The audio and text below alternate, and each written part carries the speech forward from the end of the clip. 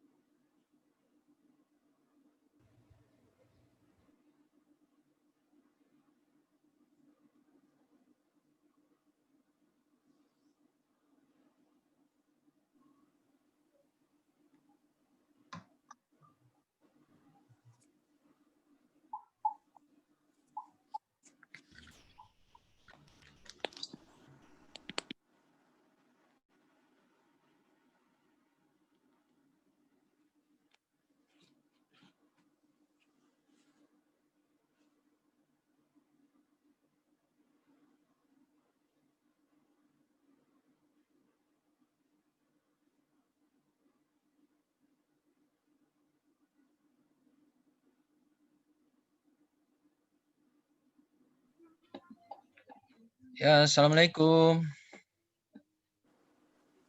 Assalamualaikum, Riri. Sudah ada Riri?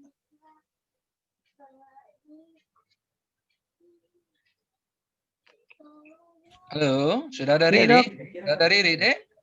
Sudah ada orang prodi di dalam? Di ICT yang Dok, kebetulan jadi host. Siapa yang jadi host? ICT, ICT, siapa namanya? Firman, Dok. Firman. Oke, Firman Ya. kita yang jadi host, jadi tolong nanti di capture ya. Oke. Bisa di copy Firman? Apanya di copy, Dok? Materinya? Bukan. Kita capture screen sebagai bukti ya. Oh, iya, iya. Aduh. Ini kalau bukan orang yang ahli di tempatnya, ditempatkan di situ. Ngerti? Iya, iya, Dok. Firman? Iya, iya. Ngerti ya? Atau ketua Iya. kelas mana ketua kelas? Tolong nanti ketua kelas capture ya. Nanti serahkan ke Riri Prodi ya. Iya, siap, Dok. Ya, oke. Oke, Dek, saya minta di share screen. Ya, sudah bisa, Dok. Oke, thank you. Oke, saya mohon maaf ini Dek, saya agak telat masuknya karena barusan ada selesai juga di Unhalu ya. Saya mohon maaf, memang hari ini perkuliahan padat. Oke, jadi saya kira saya tidak akan berpanjang lebar. Bismillahirrahmanirrahim. Assalamualaikum warahmatullahi wabarakatuh. Firman, ada di suara saya jelas, Dek? Ada Iya, didengar, Dok. Ji? Iya, iya, Oke. iya. Ya, oke ya, saya mulai ya. Jadi hari ini itu perkuliahan kita ini kan di sistem indera khusus. Saya kira apa yang pernah kalian dapatkan di sistem neuropsikiatri itu kurang lebih hampir sama. Bagaimana? Siapa ketua kelasnya? Siapa namanya? Iksan ya? Iya, Dok. Ya. Nah, bagaimana Iksan? Saya kira materinya juga hampir sama di sistem neuropsikiatri. Saya kira sudah pernah juga diberikan ya. Iya. Di mana? Iksan, sudah pernah ya?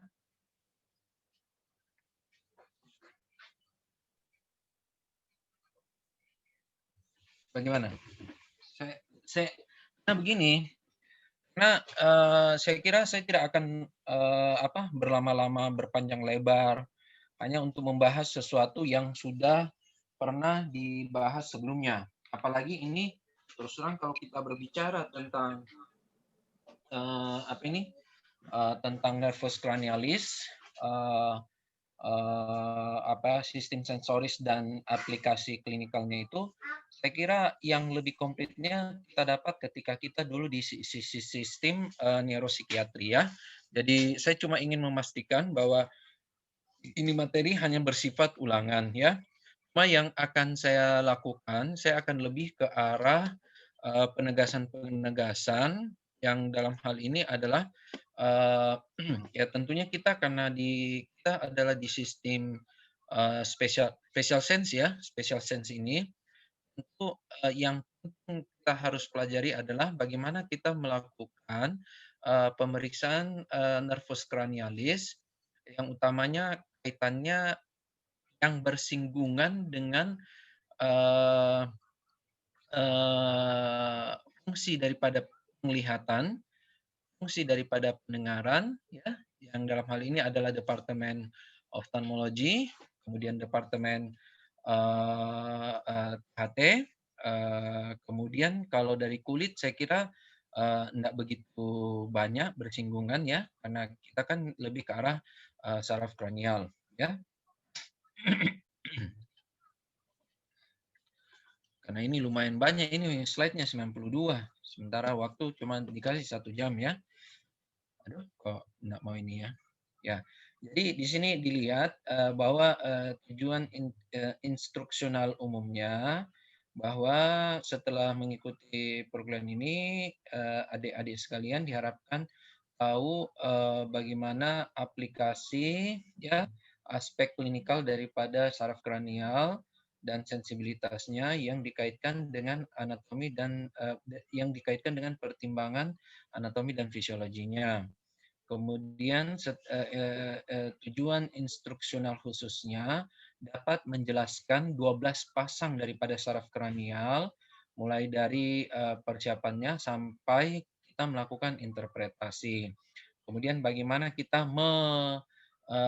melakukan pemeriksaan sensibilitas mulai dari persiapan sampai ke interpretasinya. Tapi sekali lagi saya katakan saya tidak akan berpanjang lebar karena menurut saya ini kuliah sudah dikuliahkan secara gamblang, bahkan kita sudah melakukan clinical skill lab-nya, bagaimana melakukan pemeriksaan saraf kranial. Tapi yang saya akan tegaskan di sini adalah penegasan-penegasan bagaimana membedakan antara pemeriksaan saraf kranial oleh bagian neurologi dan sampai di mana pemeriksaan yang melibatkan tentunya saraf kranial untuk bagian departemen mata dan departemen THT ya. Nah, ini buku yang bisa dijadikan acuan. Nah, jadi di sini dikatakan bahwa pemeriksaan daripada saraf kranial juga dengan sensibilitas itu harus dilakukan secara individu dan secara berurutan. Dan ini tentunya akan mampu diperlukan dalam mendeteksi, memerlukan skill yang memadai ya. Kemudian juga perlu dilakukan pendekatan rutin untuk mendevelop dan yang akan memastikan bahwa seluruh pemeriksaan saraf kranial itu dapat dilakukan dan otomatis yang paling penting bagaimana ini supaya bisa lebih familiar. Karena tentu kalau untuk melakukan pemeriksaan saraf kranial dari 1 sampai 12 itu tentu memerlukan waktu ya, time consuming ya. Dan tentu juga memerlukan effort yang tinggi. Ya, coba bayangkan kalau di outpatient klinik, terus pasien ada 20, terus harus kita lakukan semua pemeriksaan, aduh mati kita. Apalagi kita cuma dibayar misalnya di era BPJS ini, aduh ya. Jadi saya kira yang paling penting bagaimana cara kita melakukan pemeriksaan saraf kranial yang tepat, ya, yang tepat. Nah, di sini kita bisa lihat bahwa saraf kranial, saya mengulang saja ya, mengulang bahwa saraf kranial itu ada 12 macam. Yang pertama adalah saraf olfaktorius yang sifatnya lebih ke arah sensoris dan dia fungsinya untuk melakukan penciuman, ya, artinya merasakan bagaimana suatu sensasi penciuman daripada suatu zat makanan atau apapun. Kemudian nervus kedua adalah nervus opticus. Ini fungsinya untuk melihat, ya, saraf penglihatan. Kemudian yang ketiga itu ada saraf ada saraf troclearis, ada saraf oculomotorius, dan ada saraf abducens. Dan tentunya dia saraf abducens ini saraf 3, 4, 6 inilah ini yang dikenal sebagai oculomotor nerve, ya. Jadi saraf penggerak otot-otot bola mata. Yang mana tentu kita harus mengetahui kalau misalnya terjadi suatu kelainan, kira-kira ini di mana kelainannya, ya. Nah, kemudian ada dan kita lihat di sini hampir sebagian besar atau semua daripada saraf-saraf ketiga, keempat, keenam ini merupakan saraf motorik. Kemudian saraf kelima yaitu saraf trigeminal. Di sini dia ada sifatnya sebagai sensoris dan ada sifatnya sebagai motoris, ya. Nah, sensoris dalam hal ini adalah untuk menginervasi wajah, sinus, gigi, dan sebagainya. Kemudian kalau untuk motoriknya itu untuk otot-otot pergerakan makan, ya, untuk mengunyah makanan. Kemudian ada nervus fasial. Nah, nervus fasial itu dia lebih sifat ke arah motorik dan dia fungsinya untuk saraf-saraf otot muka. Dan inilah yang di sini yang pemahaman kita yang perlu kita pahami. Biasanya banyak ke pasien dengan keluhan-keluhan kelumpuhan saraf nervus fasialis itu, misalnya kayak Bell's palsy itu datang ke praktek klinik umum. Nah, ini tentu kita harus mampu membedakan apakah ini kelumpuhan saraf fasialis sentralis atau perifer. Kemudian ada nervus ke-12 atau hipoglossus, dan ini berfungsi untuk otot lidah. Kemudian nervus ke-11 accessorius itu untuk sternocleidomastoideus. Kemudian nervus ke-10 atau nervus vagus. Jadi dia bisa berfungsi sebagai motorik dan sensorik. Dan inilah yang paling banyak menginervasi organ-organ tubuh, ya, organ-organ tubuh kita bagian dalam, baik itu paru-paru, digestif, bahkan sampai heart, ya, jantung. Kemudian ada nervus glossopharyngeus atau nervus ke-9. Ini bersifat motorik dan sensorik. Nah, kalau motorik itu dia bersifat untuk arcus pharyngeus, ya. Jadi ketika kita ingin menilai fungsi saraf nervus 9 ini, ya tentu kita melihat arcus pharyngeusnya. Kemudian kalau untuk sensorisnya itu lebih ke arah pengecapan, ya. Jadi pengecapan, kemudian untuk tonsil dan pharynx. Kemudian ada nervus ke-9 yaitu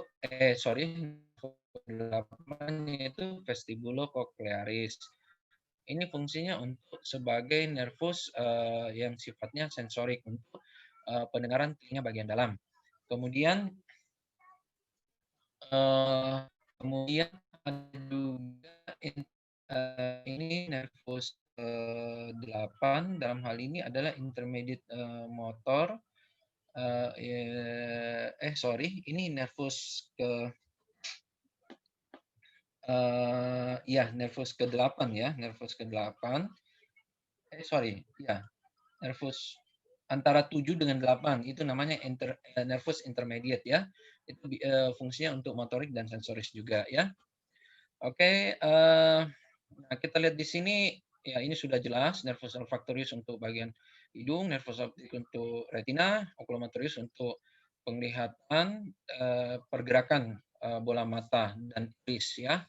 Kemudian nervus trochlearis ya untuk pergerakan bola mata, trigeminus untuk sensoris bagian wajah, kemudian nervus abducens untuk pergerakan bola mata, facialis untuk pergerakan wajah, nervus posterobuccalis untuk sensoris untuk saraf pendengaran, ya. Kemudian glossopharyngeus untuk lidah, ya, untuk lidah. Kemudian vagus ini sifatnya untuk nervus parasimpatikus, ya, yang mengatur aktivitas daripada organ-organ internal dalam tubuh kita. Kemudian accesorius itu untuk saraf musculus trapezius ya dengan musculus sternocleidomastoideus. Jadi silahkan saya nanti dibaca, saya tidak akan berpanjang lebar. Dan yang mau cerita silahkan cerita ya. Kalau memang tidak mau mendengar ini siapa ini? Firman. Mungkin saya cukupkan saja di sini karena saya lihat juga ini banyak ini peserta yang cerita saja, bahkan dia chatting-chatting sama temannya. Semua kamera diaktifkan. Semua kamera diaktifkan. Ini kalian mau kuliah atau mau cerita atau cuma mau aktifkan video? Atau cuma mau aktifkan video lantas cerita ke sana kemari? Sudah saya akhiri saja Firman. Yang penting kasih bahwa saya telah melakukan perkuliahan ya. Ini saya lihat ini anak-anak ini apa? Kalian mau apa ini ya? Aktifkan semua kameramu. Jangan kira saya kasih kuliah gini saya tidak lihat kalian punya tanduk di sana. Hah? Firman, semua aktifkan kameranya. Dan tolong diabsensi baik-baik ini Firman.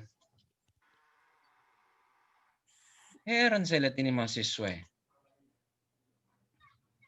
Ini seandainya kita tatap muka, saya sudah usir kau.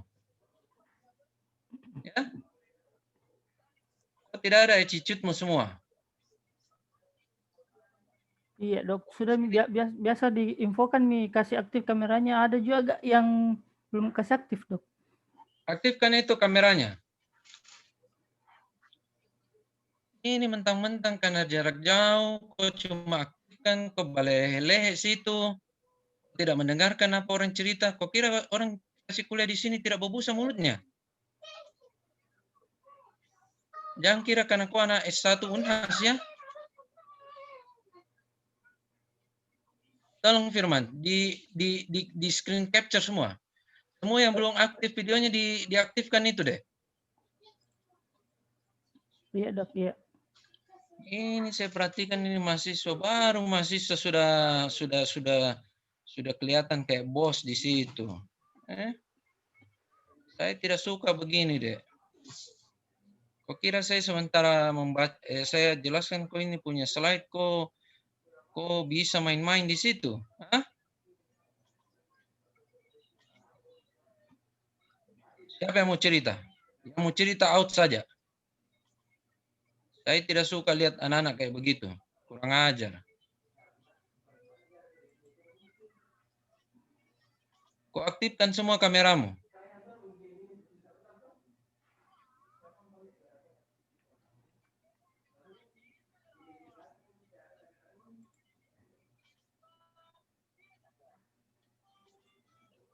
Itu aturannya sudah ada kah gitu, Firman? Kurang tahu Kak, saya dari prodi dok. Saya cuma biasa kasih infokan, bilang bisa dikasih aktif semua kameranya. Siapa ketua kelasnya lagi? Siapa namanya ketua kelas? Tabe dok, saya dok. Siapa nama tak dek? Iksan dok. Begini saja dek. Kalau kau menganggap bahwa ini hanya ritual, saya sudah ambil mito, sudah miko capture toh, ya sudah kita akhiri mi. Kau main-main mi. Itu begitu saja. Ngapain juga saya di sini? Pote-pote sini baru kau tidak mendengar semua di sana. Ya?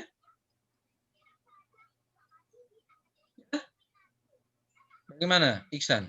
Saya tanya kau. Ini sudah dikuliahkan ini, hampir sebagian besar.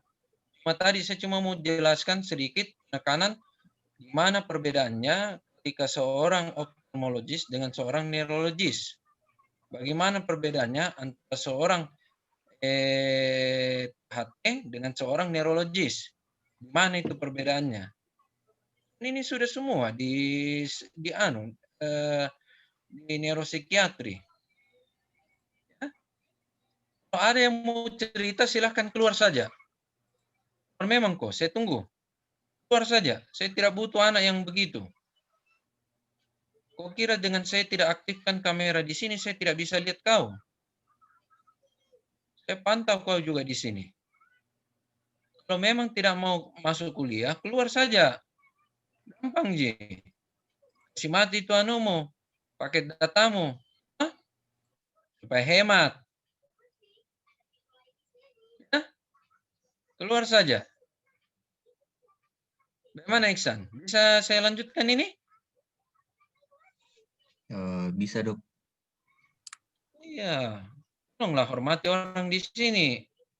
Setidaknya kau hormati orang bapote-pote sini. Kau tidak mau dengar, kasih masuk telinga kanan, telinga kiri sudah. Ya. Yang penting saya tunaikan dulu kewajibanku.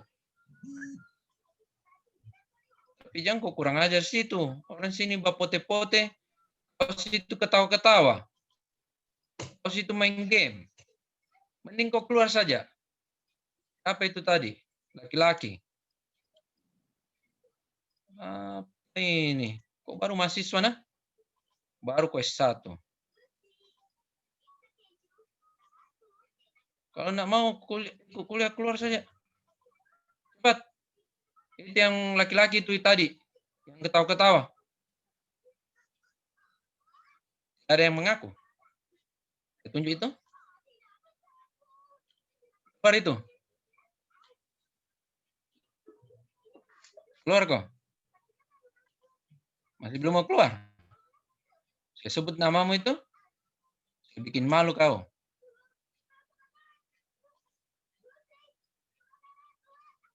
Kau japri saya. Kau japri saya. Apa itu tadi yang ketawa-ketawa? Dapat saya sebut namamu?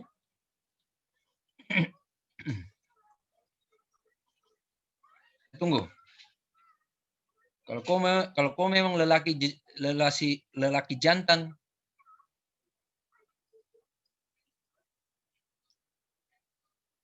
kau kirimkan email ke saya sekarang. Tunggu. Apa alasanmu tadi ketawa-ketawa? Apa alasanmu tadi tunjuk-tunjuk sana? Seperti kau tidak memperhatikan saja perkuliahan. Mana itu?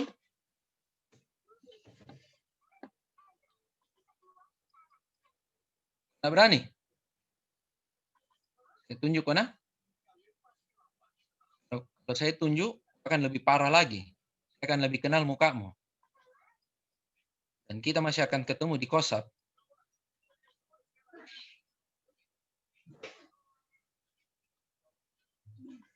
Jantan kok. Mana tadi itu?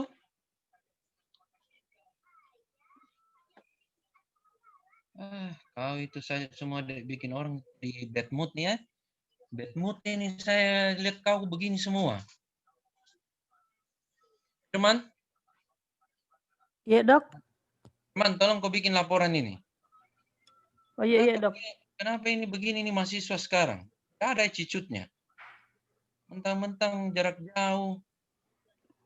Seandainya kita satu ruangan, kuusir kau baik-baik. Tidak berani lagi kirim ke saya permohonan maaf. Apa tadi yang merasa bicara itu tadi? Nunjuk-nunjuk. Saya tunggu permohonan maafmu.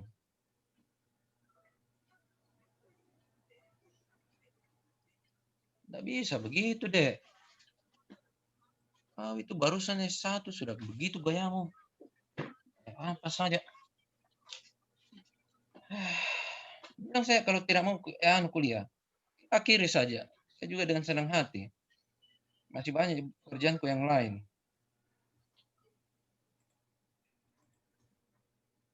Saya tunggu ya, saya tunggu.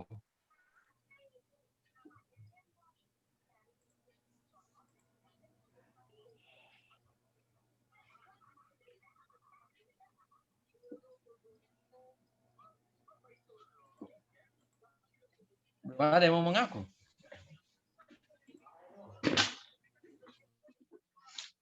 Ya, waalaikumsalam. Riri, ini mahasiswa ini kurang ajar ini betul. Angkatan berapa kayak ini semua? Kurang ajar ini. Saya kasih kuliah di sini, ada yang cerita-cerita di sana. Main-main. Dikira saya tidak pantau dia.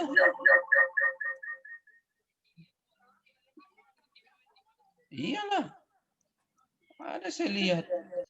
Dan ini mahasiswa juga. Nah itu saya masih tunggu itikat baiknya dia itu. Tolong hubungi saya. Bikin tak enak perasaan saja. Orang kasih kuliah di sini. Dia pikir kita bikin apa di sini. Dia cerita di situ. Dia tunjuk-tunjuk main-main.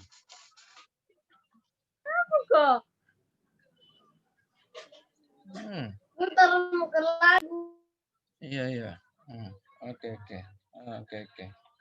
2018 ya. Iya. Oke. Ya, assalamualaikum. Jadi gimana? Kita lanjut atau kita sudahi? Tahu itu kalau orang kasih kuliah di sini, kau dengar.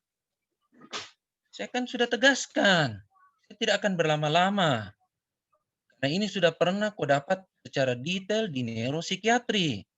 Pasti kau bosan. Tapi apa yang saya tekankan di sini, saya akan kasih tahu kau di mana sampai di mana apa perbedaan neurologis dengan oftalmologis dan apa perbedaan neurologis dengan THT dalam hal pemeriksaan nervus cranialis. Kecuali kulit. Empat departemen ini yang terlibat dalam special sense. Kau main-main di situ. Ya Allah. Oh, barusan mahasiswa begini modelnya.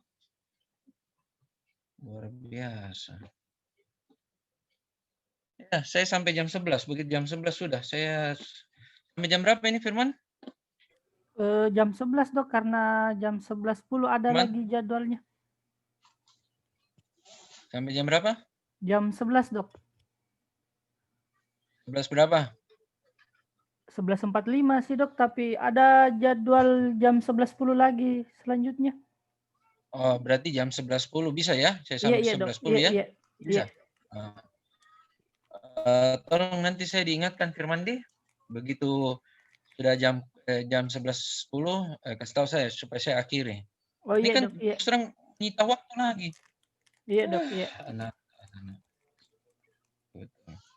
Oke, saya lanjut.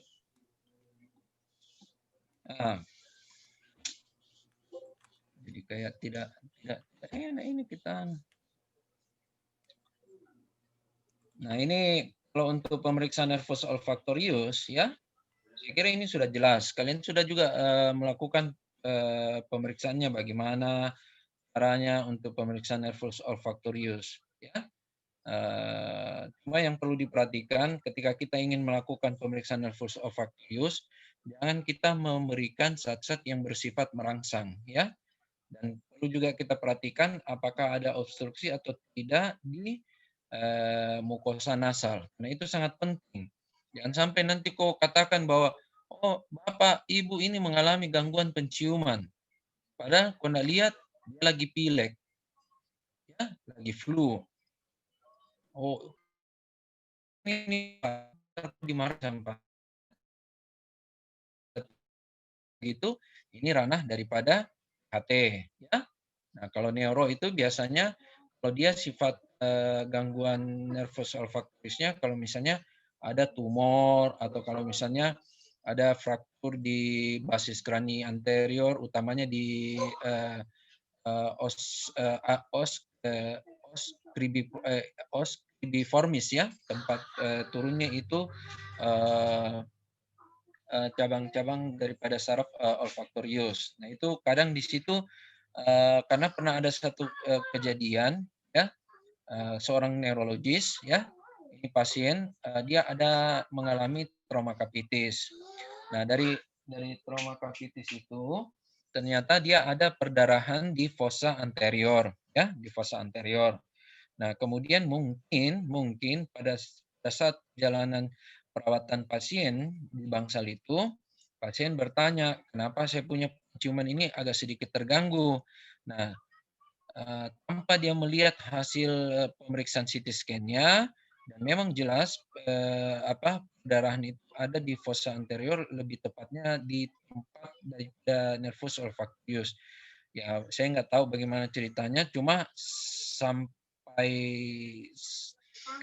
pasien selesai dirawat, dia tidak bisa cium apa-apa, dan di situ dia komplain ya. Dan itu pentingnya kita melihat betul ya, dan perlu kita untuk melakukan pemeriksaan secara bergantian kiri dan kanan ya. Nah, kemudian apalagi ya ini anunya interpretasinya ya. Jadi apakah anosmia, hiposmia ya, sampai ada parosmia ya. Ini silakan dibaca, kita akan berpanjang lebar di sini ya. Nah, ini seperti ini tadi saya katakan bahwa anosmia itu biasanya merupakan fenomena yang umum pada fraktur basis kranium ya. Dan kadang ingat saja kalau jadi fraktur basis kranium kadang disertai juga dengan perdarahan intracerebral, ataukah dia merupakan suatu sequel daripada meningitis, utamanya basal meningitis ya, atau tumor pada lobus frontalis. Nah, itu semua yang perlu kalian perhatikan. Nah, untuk nervus opticus saya kira tidak ada perbedaan ya, visual acuity-nya, visual field-nya, ophthalmoscopy, color vision ya. Cuma yang ini terus terang bagian mata merupakan pemeriksaan umum yang harus dilakukan oleh seorang oftalmologis ya. Apalagi kalau dia ingin menentukan berapa visus pasien. Kalau kita di neurologi tidak sampai memeriksakan ini, ya palingan kita ya visual acuity dextra et sinistra bagaimana ya. Palingan kita kalau misalnya dia tidak bisa dengan jarak 6/6 ya kita coba dekatkan lagi sampai jarak 1/6 ataupun dengan lambaian tangan ataupun dengan cahaya ya. Kira-kira neuro sampai di situ aja. Sementara untuk lebih jelasnya itu akan dilakukan oleh seorang oftalmologis ya. Sampai ada 1/300 itu kalau saya nggak salah 1 meter ya distansinya. Kemudian kalau persepsi cuma cahaya yang bisa dilihat ya 1/4 hingga. Nah, visual field ini yang penting ya, ini yang penting. Ya, walaupun sebetulnya terus terang kalau kami dari neurologi ya, ketika kami ada dapatkan gangguan lapangan pandang itu, kadang kami konsul dulu ke mata untuk memastikan bahwa kelainan visual field ini bukan diakibatkan karena gangguan retina ke depan. Ya, jadi begini maksudnya. Ketika gangguannya itu dialami di bagian retina ke depan itu maksudnya bola matanya, korneanya, irisnya, apanya semua itu merupakan ranah seorang oftalmologis. Dan kami dari neurologi biasanya kalau ada pasien dengan gangguan lapangan pandang, kami konsul dulu ke oftalmologis. Nanti ketika oftalmologis mengatakan bahwa Pak, Bu, gangguan lapangan pandang yang Bapak Ibu alami ini kayaknya bukan terletak di bagian retina ke depan. Kayaknya di bagian belakang. Kalau bagian belakang berarti dia sudah termasuk saraf optikus, chiasma opticus, tractus opticus, kemudian apa ini lagi? Ada lagi kalau kita baca itu apa ini visual pathway sampai nanti dia menuju ke occipital yang merupakan pusat daripada penglihatan. Nah, kalau seorang oftalmologis sudah melakukan pemeriksaan, terus dia tidak menemukan kelainan, ya kelainan gangguan lapangan pandang kan bisa diakibatkan juga karena kekuruhan kornea, ketajaman penglihatan, ya. Nah, biasanya dia akan bilang, Pak Bu, nih ada kelainan di bagian oftalmologis, selanjutnya silahkan ke bagian neurologis. Nah, untuk kami bagian neurologis, kami juga melakukan seperti ini, yang kalian lihat ini pemeriksaan confrontation, ya, confrontation visual field, ya, termasuk bagaimana lapangan pandangnya. Nah, ini kita lihat di sini. Ya. Jadi kalau seorang oftalmologis itu dia biasanya batasannya dari sini ke depan. Ya. Tentu kalau ada masalah di sini itu akan bisa mengakibatkan gejala, ya bolehlah saya katakan 1001 macam gejala untuk di bagian mata. Nah, ketika gejalanya itu diakibatkan dari sini ke belakang sampai ke sini, ini ranah daripada seorang neurologis, ya. Jadi mulai dari taraf optik, plasma optik, lateral genicular nucleus, kemudian tractus opticus, ya, kemudian primary visual cortex, itu biasanya seorang oftalmologis akan rujuk ke bagian neurologis. Nah, disinilah kami biasa neurologis akan memperhatikan baik-baik kira-kira permasalahannya di mana. Makanya kami juga di bagian neurologi itu wajib untuk mengetahui bagaimana cara melakukan pemeriksaan lapangan pandang. Contoh ya. Contoh, bisa lihat kursor saya ini? Bisa lihat? Bisa? Bisa, Dok. Bisa, oke ya. Contoh pasien, anggaplah di sini sebelah kanan ya. Ini kanan, ini kanan ya. Ini kanan, ini kiri ya. Berarti dilihat dari atas ya. Oke, ini kanan, right visual field, left visual field ya. Dia datang ke seorang dokter mata. Dia katakan bahwa saya tidak bisa melihat bagian medial kanan mata saja. Di sini dia melihat kabur. Bahkan dia lihat di sini hitam. Di sini dia lihat, di sini dia lihat, di sini dia lihat. Cuma di sini dia nggak lihat. Berarti itu kan hemianopsia nasal dextra. Oke? Paham? Paham ya?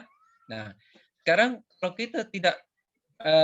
kalau kita tidak memahami ini visual pathway, kita akan kesulitan untuk menentukan fokusnya di mana. Ya? Ternyata coba lihat, dia di hemianopsia nasal dextra di sini, dia hitam. Ya? Dia hitam di sini, maka tentu kita lihat di mana itu. Nah, ini dia, yang warna merah. Oke. Terus ke bawah. Nah, jadi kira-kira kalau ada gangguan yang bisa mengakibatkan di sini, ya, saraf optik atau sepanjang pathway ini, itu akan mengakibatkan hemianopsia nasal dextra. Dan ini saya punya kasus, ya. Pasien ini sudah shopping dokter ke beberapa dokter, bahkan dia pergi ke dokter mata mengatakan, Bu, dia memang seorang DM, Bu, tidak ada kelainan di anuta, bahkan dia sudah dikasih pemeriksaan MRI, CT scan, tidak ada kelainan. Nah, setelah kita melakukan pemeriksaan DSA, cerebral angiography, ya, dengan melakukan kateterisasi ke otak, kita dapatkan adanya suatu stenosis di pembuluh darah karotis interna segmen C6. Ya, segmen C6 itu segmen ophthalmicus, segmen crinoid, ya, daripada arteri karotis interna dextra. Nah, dari situ kita berkesimpulan bahwa orang ini mungkin saja vaskularisasi atau pembuluh darah yang memberikan makanan ke kiasma optikum ini mengalami hambatan. Hambatannya bisa jadi karena terjadi suatu aterosklerosis yang menyebabkan terjadinya hipoperfusion ke kiasma optikum ini sehingga dia mengalami infak saraf, ya. Dan manifestasi gejala klinisnya ada, dia tidak bisa melihat di hemianopsia nasal dekstra. Itu pentingnya kenapa kita harus melakukan pemeriksaan lapangan pandang. Dan di situ letak perbedaannya. Dan itu yang harus kalian pahami, ya. Saya kan tidak tahu ke depan nanti ini kalian mau menjadi neurologika, mau menjadi oftalmologika, mau menjadi seorang THT kah, mau menjadi seorang kulit kah, ya, tidak tahu. Tapi ketika mendapatkan pasien-pasien gini, ini yang harus kalian ketahui. Artinya kalian harus mampu mengetahui sampai di mana seorang dokter mata bekerja, seorang dokter neurologi bekerja, ya. Seperti itu kira-kira, ya. Nah, ini kita lihat. Jadi ini hemianopia homonimus, ya. Jadi dia sama-sama. Nah, kalau ini berarti pertama kerusakannya itu adalah di sini. Kita ikut ini di sini, ya. Ikut ini dan dia akan mengalami mana itu? Ini terus dia akan ini kenapa Bu? Ini dia kayaknya kontralateral, ya. Dia mau memotong ke sini, sementara yang di sini dia menuju ke sini. Jadi kemungkinan kerusakannya itu bisa saja di sini. Bisa saja di tractus opticus, ya, atau bisa saja setengah di sini, ya. Setengah di sini, ya. Di chiasma opticum. Jadi itulah pentingnya kita untuk mempelajari bagaimana melakukan pemeriksaan nervus cranialis, ya. Nah, seperti ini. Nah, ini silakan, ini saya kira ini bagus sekali, ya. Jadi coba lihat. Ketika ada orang mengeluh, saya ambil contoh, ya. Saya ambil contoh, katakanlah dia mengalami ini persis ini. Right nasal hemianopsia caused by perichiasmal lesion. Jadi dia di sini, ya. Nah, jadi dia tidak bisa melihat bagian sini, ya. Coba lihat. Bisa dipahami ini, Dek? Bisa? Bisa? Saya tanya dulu. Bisa? Bisa? Bisa, ya. Nah, coba lihat ini. Perhatikan ini yang kursor saya berjalan. Jadi ketika ada kelainan di sini, ya. Ketika ada kelainan di sini, ini jalan. Lihat ya, lihat ya. Lihat. Nah, artinya dia melihat ke bagian sini. Nah, bagian sininya ini yang dia tidak dapat lihat. Jadi artinya apa? Yang mengalami kelainan itu di sini ataukah di sini? Ya. Oke, paham ya? Bisa? Bisa ya? Nah, ini tentu ketika kita ingin melakukan pemeriksaan lapangan pandang, kita menggambarkan sebuah kotak di depan pasien. Pak, Bu, anggap ini ada kotak besar di depan saya. Nah, sekarang Bapak Ibu lihat. Mata tetap menuju ke saya, lihat sebelah kanan saya, sebelah kiri saya.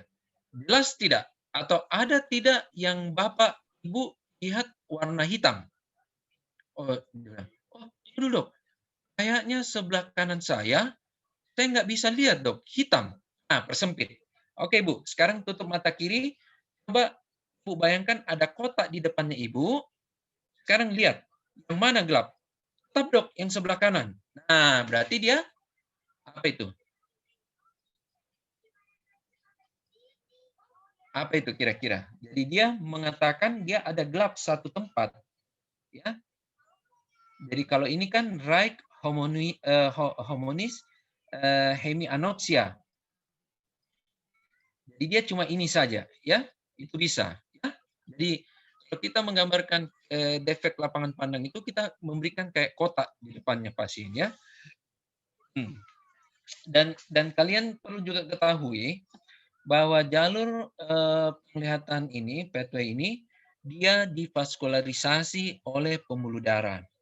Jadi kapan ada penyumbatan, kapan ada stenosis, kapan ada proses aterosklerosis disease di situ, di pembuluh darah otak, itu bisa mengakibatkan terjadinya infak di saraf penglihatan. Itu yang perlu kalian pahami, ya. Jadi jangan cuma bilang, oh ini ketajaman penglihatannya menurun, berarti harus pakai kacamata. Lihat lagi apa yang dia keluhkan pasien. Nggak bisa melihat sebelah kanan saja, kemungkinan ada infark. Ingat, pasti ada pembuluh darah yang terlibat. Ya. Oke, ini Tapi, tolong Dok. dipelajari ini baik-baik ya. Apa? Tapi Dok, maaf sebelumnya Dok, sudah habis waktu kita Dok. Sudah mau habis ya? Iya, Dok. Ya, oke. Kita percepat-cepat saja. Nanti jadi ini yang salah satunya. Ini silahkan dibaca saja. Ini nanti pakai oftalmoskopi, ya. Ini sama jenis semua deh ya, sama semua pelajaran neuropsikiatri. Nanti saya akan kasih ini slide-nya ya.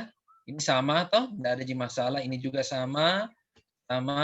Ini juga otot-otot okular, pergerakan bola mata sama, ya. Ini juga sama. Nah, ini sama, gampang semua ini ya. Saya kira kalian juga sudah ya ini sama semua. Soalnya slide ini 76. Ini sama juga ya taste of ya sama ya. Ya cuma ini yang perlu kalian tahu bahwa harus membedakan kelumpuhan nervus 7 tipe UMN dan kelumpuhan nervus 7 tipe LMN ya. Nah, ini coba kalian lihat ya. Jadi kalau kelumpuhan nervus 7 tipe LMN itu tidak ada gambar tidak ada lekukan-lekukan dahi di sini ya. Ya, coba lihat ya. Ini wajah perot, berarti ini kemungkinan nervus 7 perifer. Tapi kalau dia sentral, ini masih ada wajah-wajah kerutan dan ini ada kelumpuhan ya. Itu penting. Auditorik ya ini kayaknya kalau auditorik lebih banyak di THT ya. Hampir sama. Ini nervus glossopharyngeus, tonsillar, dilihat arcus aortanya, arcus pharyngealnya. Oke, nah seperti ini kira-kira ya. Jadi kita lihat banding antara kanan dengan kiri. Oke. Kemudian ini untuk menilai otot-otot bahu, saya kira ini sudah semua di neuropsikiatri ya. Jadi saya tadi lebih penekanan yang perbedaan-perbedaan itu tadi ya. Terus apa bedanya atrofi, apa bedanya fasikulasi ya. Kalau atrofi itu biasanya dia kelumpuhan nervus 12 yang periferal. Kalau dia fasikulasi dia lebih ke arah sentral ya. Kemudian sensoris ya ini anterior, posterior, spinothalamic pathway. Ingat saja kuliahnya Dr. Iqbal ini. Kuliahnya Dr. Iqbal kurang lebih sama ya. Ya. Nanti silakan Jadi untuk primary sensation, sensasi sentuh, temperatur, nyeri, vibrasi, sensasi posisi joint ya. Kemudian ini dermatom ya, silahkan dipelajari baik-baik ini penting juga. Nah, ini cara-caranya ya. Kira hampir sama semua ini ya. Iya. Oke, saya kira Ilham itu saja. Dan saya sekali lagi saya tekankan deh ya. Saya itu tidak suka marah. Saya dosen yang paling jarang saya marah. Cuma kalau saya lagi menjelaskan di sini, ada sesuatu yang bermain di sana, ngomong, nggak enak lah. Ya? Cobalah hargai orang dulu. Ya. Jadi tolong kalau jangan kepada saya saja, kepada dosen-dosen yang lain, tolong. Ya. Tolong perhatikan. Ya. Memang caranya kemudian kau punya akhlak. Cicut. Ya. Oke Firman, saya kira itu saja. Iya, Dok. Pak Ketua Kelas, terima kasih. I love ya. Iya, Dok. Iya, makasih banyak, Dok. Assalamualaikum warahmatullahi wabarakatuh. Waalaikumsalam warahmatullahi wabarakatuh. Waalaikumsalam warahmatullahi wabarakatuh. Waalaikumsalam warahmatullahi wabarakatuh. Terima kasih banyak Dok. Terima kasih banyak. Terima kasih, Dok. Terima kasih, Dok. Terima kasih, Dok.